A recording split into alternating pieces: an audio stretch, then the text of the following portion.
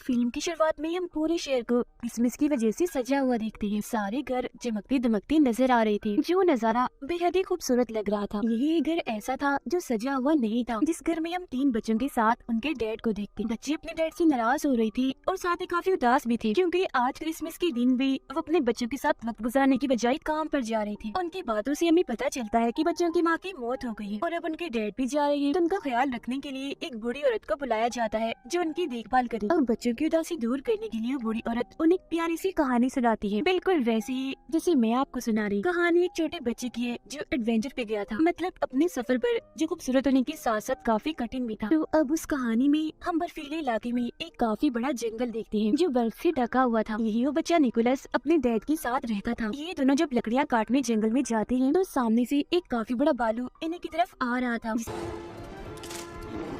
देखकर ये दोनों काफी डर जाते हैं और भागकर वापस अपने घर आ जाते हैं। यहाँ हमें पता चलता है कि निकोलस ने अपनी मॉम को बचपन में ही खो दिया था। साथ ही उनकी माली हालत भी काफी खराब थी। वो काफी गरीब थे, क्योंकि ना तो उनके पास खाने के लिए ज्यादा सामान है और ना ही पैसे कमाने का कोई जरिया है। एक रात निकोलस अपने डैड को कहता है, चले पापा आज मुझे कोई कहानी सुनाए, जो बहुत मजे की। तब उसके डैड उसे उसकी मॉम की ये कहानी सुनाती है कि काफी सालों पहले तुम्हारी मॉम ने इन बर्फीली चोटियों को पार किया। वहाँ 2 सोते हुए मॉन्स्टर थे जो दरअसल पहाड़ी थे। तुम्हारी मॉम उनके बीच से निकल कर दूसरी तरफ गई। जी हाँ, एक अलग ही नस्ल के लोग रहते हैं जिन्हें एल्व्स कहा जाता है, और वो एल्व्स का गांव था जिसका नाम एल्फिम था। एल्व्स दरअसल होते तो इंसान ही है, बस उनकी शक्ल सूरत थोड़ी सी अलग होती है, मतलब उनके कान थोड़े से नुकीले और लंबे होते हैं। वो एल्व्स लोग कोई आम नहीं थे, बल्कि उनके पास जादुई शक्तियाँ थी। उन्होंने तुम्हारी मॉम के साथ काफी अच्छा बर्ताव किया, काफी अच्छे से उनका वेलकम किया, और फिर जब तुम्हारी मॉम वापस लौटी तो उनके पास बहुत सारी चॉकलेट्स और खिलौने थे जो आसपास के लोगों में हमने बांट दिए, जिससे हर तरफ खुशियाँ फैल गई। इसी दौरान उन्हें कमरे में किसी जानवर के होने का एहसास होता है। तब उसके डैड उस जानवर को मारने के लिए कुल्हाड़ी उठाकर उसे ढूंढने लगते हैं, मगर देखते हैं कि वो जानवर तो एक छोटा सा चूहा है जिसे मारने की उसके डैड बहुत कोशिश करते हैं,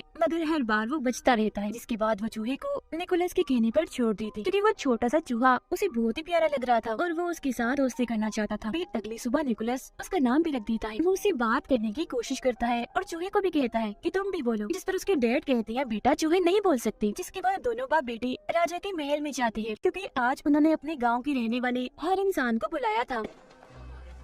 राजा उन सभी को बताती है कि मैंने उम्मीद के साथ साथ जीने का मकसद भी खो दिया है, और जो इंसान मुझे उम्मीद के साथ साथ जीने का मकसद लाकर देगा तो उसके बदले में मैं उसे माला माल कर दूंगा। अब जो कहानी निकोलस के डैड ने उसे सुनाई थी वो अब पूरे ही गांव में फैल गई थी, जिससे लोगों को लग रहा था कि एल्व्स का गांव एल्फिम सच में पाया जाता है, जहाँ जाकर वो राजा के लिए खुशियाँ, उम्मीद और जीने का मकसद ला सकते हैं, जिसके बदले में राजा उन्हें माला माल कर देगा और वो अमीर बन जाएंगे। गाँव के कुछ लोग निकोलस के डैड से मिलने आते हैं और उन्हें अपने साथ चलने का कहते हैं, जिसमें वो एल्फिम गाँव को ढूंढेंगे और राजा के दिए हुए इनाम से अमीर हो जाएंगे। तो अब अपने सारे हालात गरीबी को देखकर उसके डैड भी उनके साथ जाने के लिए मान जाते हैं। ये बात जब वो निकोलस को बताती है तो वो उदास हो जाता है, मगर वो उसे तसल्ली देते हुए कहती है, मैं वादा करता हूँ बेटा 7 से 8 दिन में मैं वापस आ जाऊंगा और मेरे आने तक तुम्हारा ख्याल मेरी बहन रखेगी। फिर जब उसके डैड की बहन घर आती है तो वो उसके डैड के सामने तो काफी अच्छी अच्छी बातें करती है, बहुत अच्छे से पेश आती है, मगर जब उसके डैड जाते हैं तो वो अपना रंग दिखाने लगती है। वो पूरे घर पर कब्जा करके निकोलस के साथ काफी बुरा करती है। वो उसका सामान देकर घर से बाहर निकाल देती है। सामान में निकोलस की एक गुड़िया भी थी जो सब्जी की बनी हुई थी। वो उसे बेहद ही प्यारी थी, क्योंकि उसकी मॉम ने वो बनाई थी, जो उनकी आखिरी निशानी थी। बाहर आने के बाद निकोलस अपने लिए एक टेंट लगाता है और अपने चूहे दोस्त के साथ रात बाहर ही गुजारता है। अब काफी दिन हो गई थी, मगर अभी तक उसके डैड वापस नहीं आई थी, जिससे वो भी अब अपने डैड के वापस आने की उम्मीद खो चुका था। उसे लग रहा था कि कहीं उसके डैड के साथ कुछ हो ना गया हो। अब खाने की तंगी तो उन्हें पहले से ही थी, मगर एक दिन उसके डैड की बहन उसे काफी मजेदार सूप बना के देती है, जिसे काफी मजे लेकर निकोलस पीता भी है। मगर तभी वो बताती है कि ये सूप मैंने तुम्हारी गुड़िया से बनाया, जिस सुन उसे काफी गुस्सा आ गया था, इसलिए वो उस पर चिल्लाने लगता।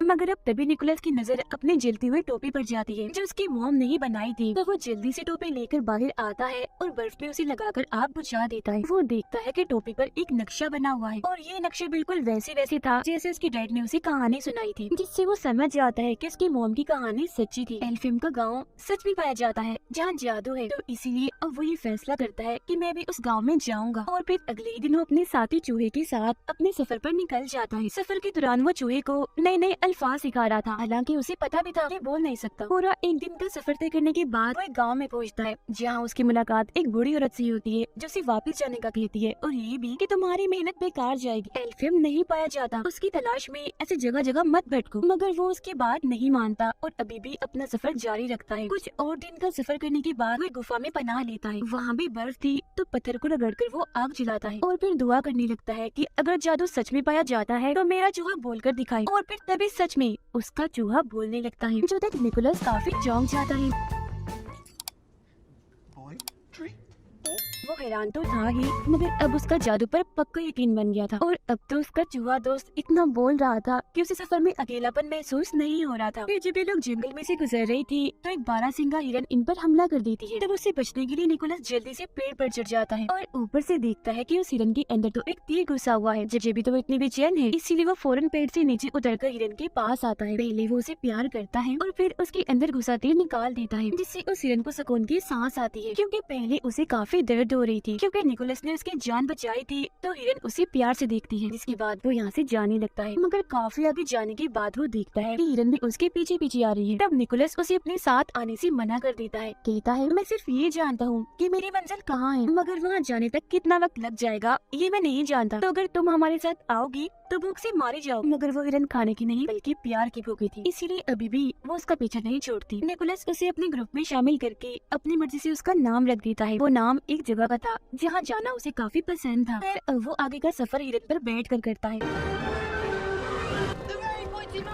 और दो सोते हुए मॉन्स्टर्स के पास पहुंच जाता है, जो असल में पहाड़ी थे। ये बात उसकी मॉम की कहानी में उसके डैड ने भी सुनाई थी, तो इसका मतलब ये होगा कि इसके पीछे ही एल्फियम गांव है। मगर जब ये तीनों पहाड़ों को पार करके दूसरी तरफ जाते हैं तो इन्हें वहाँ बर्फीली हवाओं के अलावा और कुछ नहीं दिखता। और तभी निकोलस बेहोश होकर गिर जाता है, क्योंकि काफी दिनों से उसने कुछ खाया नहीं था और साथ ही यहाँ ठंड भी बहुत थी। मगर तभी इधर एक बच्ची अपने दादा के साथ आती है। ये दोनों एल्फ्स थे। वो बूढ़ा आदमी जब निकोलस को बेहोश देखता है तो उसके पास आता है, और जब वो ये देखता है कि ये तो एक इंसान है तो वो उसकी मदद करने से मना कर देता है। मगर तभी बच्ची बोलती है, हमें किसी को भी ऐसी मुसीबत में नहीं छोड़ना चाहिए। कोई भी जरूरतमंद हो, जिसे मदद चाहिए, हमें हर हाल में उसकी मदद करनी चाहिए, फिर चाहे वो कोई भी हो, एल्फ हो या इंसान हो। जो बात सुनकर उसकी दादा निकोलस पर एक जादू करते हैं, जिससे वो फौरन होश में आ जाता है। और बूढ़े आदमी ने उस पर यकीन का जादू किया था, जिसका मतलब था कि अब निकोलस जिस चीज पर यकीन करेगा और यकीन के साथ उसे सोचेगा तो वही होने लगेगा, मतलब कि वही यकीन उसे दिखने लगेगा। निकोलस उन्हें बताता है कि मैं यहाँ अपने डैड को ढूंढने आया हूँ, जो एल्फियम की तलाश में निकले थे मगर वापस नहीं आए। इसके बाद वो उनसे पूछता है, अच्छा अब आप ही बता दें एल्फियम कहाँ है। जिस पर बच्ची बोलती है कि अभी हम एल्फियम के बाहर ही खड़े हैं, मगर उसे तो वहाँ बर्फ के अलावा और कुछ भी दिखाई नहीं दे रहा होता। तो बूढ़ा आदमी उसे कहता है, तुम यकीन करो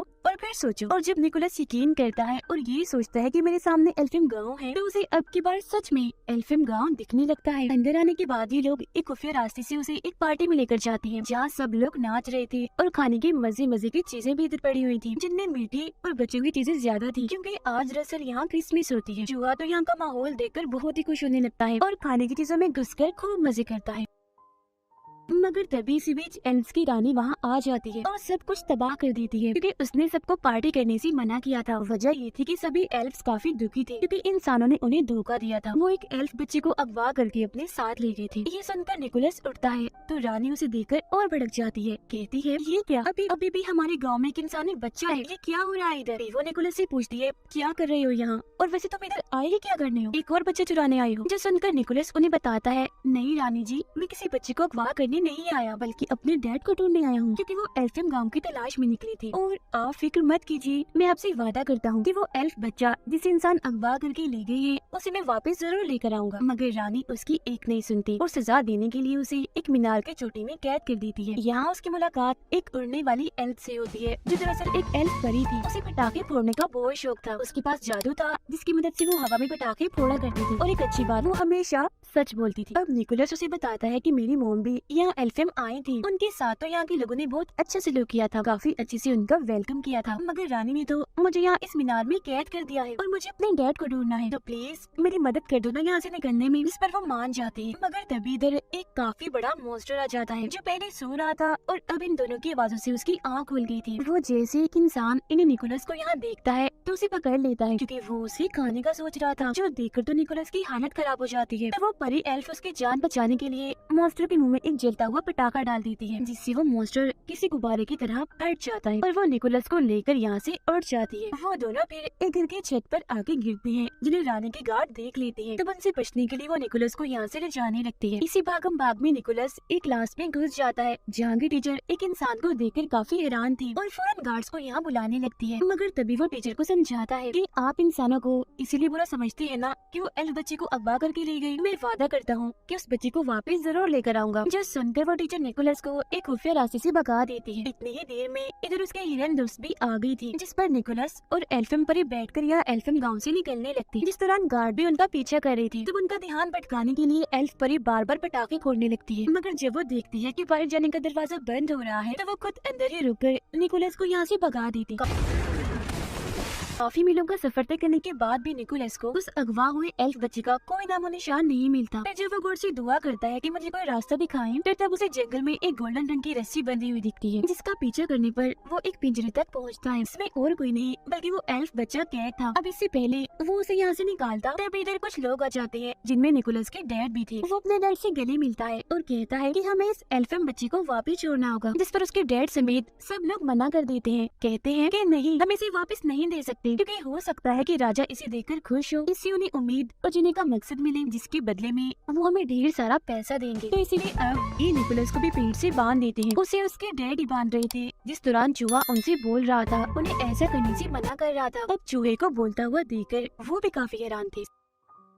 सबके सोने के बाद उसके डैड उसके पास आते हैं और वो निकोलस के साथ साथ उस एल्फ बच्चे को भी पिंजरे से आजाद कर देते हैं और बताते हैं कि उन सबके सामने मैं तुम्हारी मदद नहीं कर सकता था, इसीलिए मैंने तुम्हें बांध दिया था। अब इससे पहले वो यहाँ से निकलते सारे लोग जाग जाते हैं और तीरों से उन पर हमला कर देते हैं। अब हिरन के ऊपर निकोलस और वो एल्फ बच्चा बैठा हुआ था। हिरन के पीछे एक बग्गी बंधी हुई थी, जिसमें उसके डैड बैठे हुए थे, जिस वजह से हिरन तेजी से नहीं दौड़ पा रही थी। तभी निकोलस को याद आता है कि मुझ पर तो यकीन का जादू हुआ है, यानी मैं जो भी यकीन करके सोचूंगा वो पूरा हो जाएगा। तो वो हिरन पर हाथ रखकर उसे उड़ने का कहता है। हिरन थोड़ा सा ऊपर उड़ती तो है, मगर वजन ज्यादा होने की वजह से वो काफी ऊपर नहीं उड़ पाती और वापिस से नीचे आ जाती। ये देखकर उसके डैड अपने बेटे निकोलस की जान बचाने के लिए अपनी बग्गी की रस्सी काट देते हैं और जाकर एक खाई में गिरते हैं, जिससे उनकी मौत हो जाती है, जो देख उसे काफी दुख होता है। तो इसके बाद हिरन निकोलस और अगवा हुए एल्फ बच्चे को एल्फम पहुंचा देती है। अब क्योंकि निकोलस ने अपना वादा पूरा कर दिया था, यानी उस बच्चे को वापस लाने का, तो ये देखकर एल्फम के सारे लोग काफी खुश हो जाते हैं और उस बच्चे का डैड निकोलस को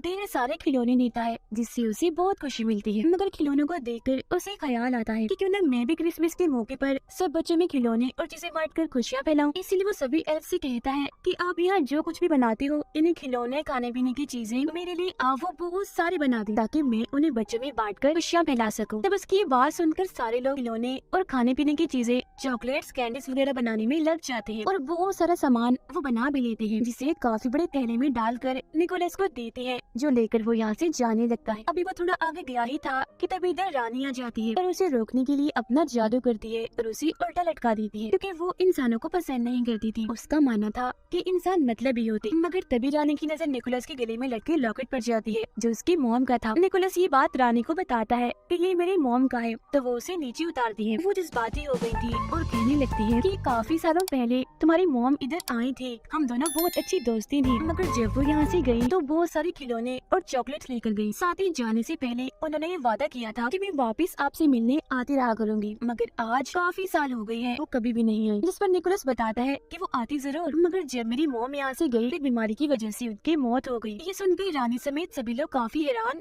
और दुखी हो गए थे। रानी को यकीन आ गया था कि सब इंसान एक जैसे नहीं होते, मतलब अगर इंसान बुरे होते हैं तो उनमें से कुछ अच्छे भी होते, इसीलिए वो उसे तोहफे से भरा हुआ थैला ले जाने देती है। निकोलस चीजों से भरा थैला लेकर हिरन पर बैठता है और उड़ जाता है और सीधा आता है राजा के महल में, जहाँ राजा काफी उदास थे। वो राजा को खिलौनों की सूरत में खुशी और उम्मीद की किरण दिखाता है, जिसके बाद राजा और निकोलस हिरन पर बैठकर सब बच्चों के घर जाते हैं और उनके पास खिलौने और चॉकलेट्स, कैंडीज रखते हैं, क्योंकि जब बच्चे सुबह उठकर अपने अपने खिलौने देखकर खुश होंगे तो बच्चों की वो खुशी राजा के लिए उम्मीद की किरण होगी। सब बच्चों को खिलौने बांटने के बाद राजा निकोलस से कहती है कि मेरे लिए काम करोगे। हर साल ऐसे तुम्हें खिलौनों की सूरत में बच्चों को खुशियाँ और उम्मीद देनी होगी और इस काम में मैं भी तुम्हारा साथ दूंगा। और साल का वो दिन होगा क्रिसमस का दिन, जिस पर वो मान जाता है। इसके बाद निकोलस अपने डैड की बहन के पास जाकर उन्हें भी चॉकलेट्स देता है और उड़ जाता है। उसे उड़ता हुआ देखकर वो काफी हैरान भी थी और अब उसे भी जादू पर यकीन हो गया था। अब ये प्यारी सी कहानी इधर ही खत्म हो जाती है, जो सुनकर वो तीनों बच्चे काफी खुश हो जाते हैं। ये नहीं शुरुआत वाले जिन्हें बूढ़ी औरत कहानी सुना रही है। जब वो नीचे आती है तो देखती है कि उनका पूरा घर क्रिसमस की लाइट्स और पेड़ों से सजा हुआ है, जो देखकर उन बच्चों की खुशी का तो कोई ठिकाना ही नहीं रहता। फिर जब वो बूढ़ी औरत बाहर जाने के लिए अपनी टोपी पहनती है तो बच्चों को उनके बड़े से नुकीले से कान दिख जाते हैं, जो देख वो समझ गई थी कि ये भी एक एल्फ ही थी। और बाहर जाकर वो बूढ़ी औरत आसमान में अपने जादू से पटाखे फोड़ने लगती है, जो देख हम समझ जाते हैं कि ये और कोई नहीं बल्कि एल्फ परी है